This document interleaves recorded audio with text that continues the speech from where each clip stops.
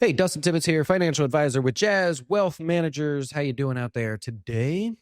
Hey, I hope you'll check us out, jazzwealth.com. See, it says on the shirt there, we are the 66th best ranked advisor in all the United States, according to USA Today, and we're happy about that, right?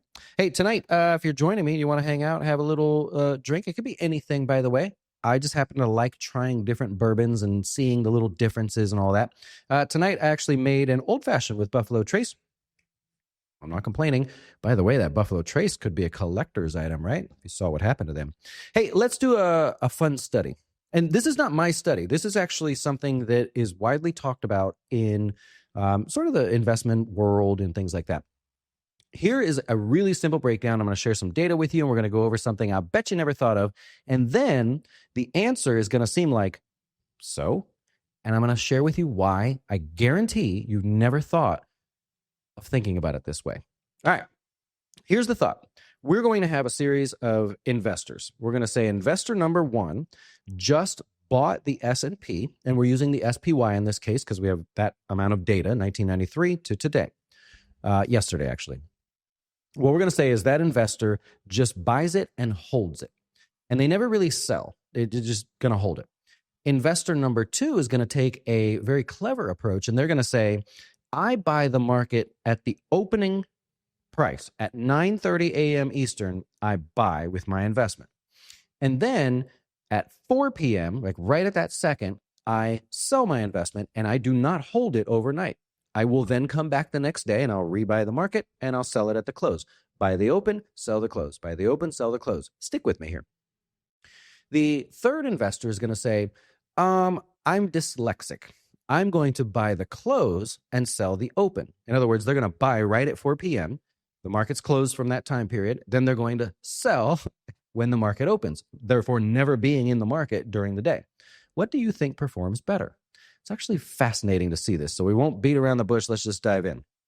Here is what we have. So if you bought and just held through the lifetime of the SPY, you'd be up just about 1,100%. That includes the most recent downturn that we've had. If you bought the open and sold the close each and every day, you'd only be up 64% in over a 30-year time period. But if you bought the close and you sold the open, you'd be up 626%. And below, we're just showing this is, well, the top one obviously is buy and hold, right? It outperforms. Then here we have buy the close, sell the open, right? And down here we have buy the open and sell the close. What we're sort of showing here is the market's best gains don't actually happen when the market's open, right? I mean, there are still gains to be had, but the market during the day, when you're watching TV and you see it wiggling around, you're like, oh no, it just fell. Trump said something or Powell said something or whatever. Yeah, that's all sort of noise over a long period of time. So what we have is buy and hold, of course, beats all of it. But if you own the market during the day, you did not see much of your gains inside of that traditional kind of window of where we talk about the market. So let's do a little bit further here. And then I want to explain why this could be important. So I'm showing the same chart. I'm sorry. That's jacked up. Let's get that fixed for you. So I'm showing the same chart here. But what we're saying is the total return is what we just saw on the previous page. What's the annualized return? In other words, if you really kept this going, what would have your returns been annualized over that 30-year period? If you bought and hold, about 8%.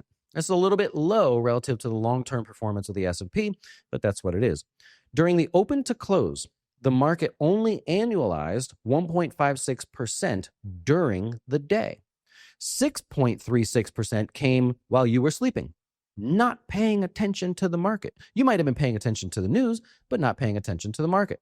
The other thing I want to point out is the volatility of the market over that time period and currently stands at just about 19%, meaning that they call it like the range of expected move inside of each and every time period. Open to close, 15%. Volatility is darn near half from the close to the open, and you could probably guess why that is, but still, right? It's about half. So if I go, well, we could just use the same thing.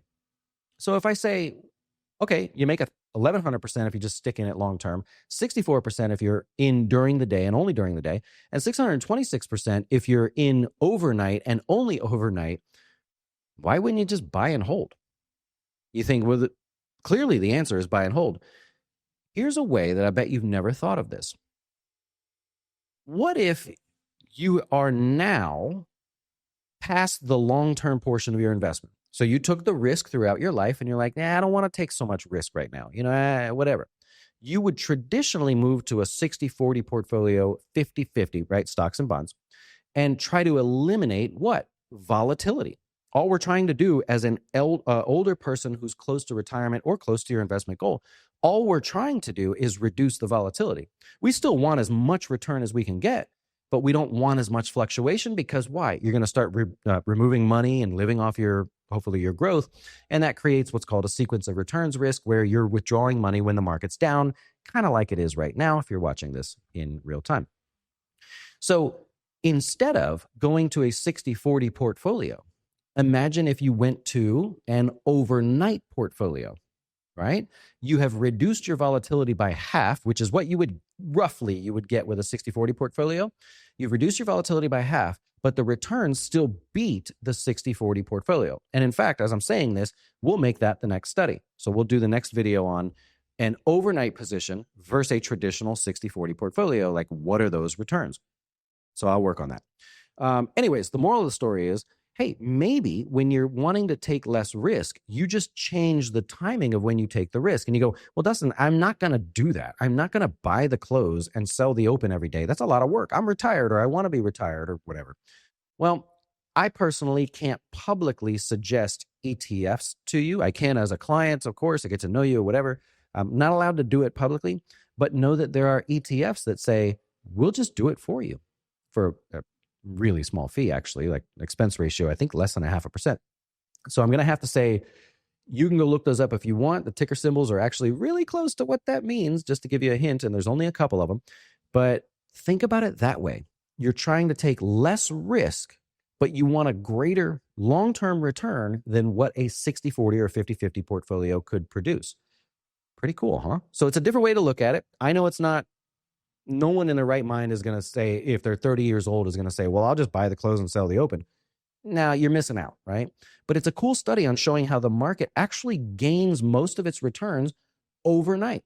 And if you're a conspiracy theory and like the plunge protection team, maybe I'll spark some comments there for you. But hey, otherwise, just wanted to share that with you. It's a cool study that we already had everything ready to go. It's not my study, but it's something that people talk about a lot. What do you think? Is that interesting? Is that the kind of thing you want me to keep focusing on here when I do my videos? I really like doing these study things, so I'm kind of hoping you say yes, but I won't know if you don't say yes or hit the subscribe button or the thumbs up button. So do me a favor, help me out there, and also consider moving from your old boring advisor to Jazz Wealth. We have our own funds here that we manage. They're expense-free, of course. We don't charge you for them. And we also help with financial planning and general wealth planning as well. Hey, thanks for watching. Hope you enjoyed.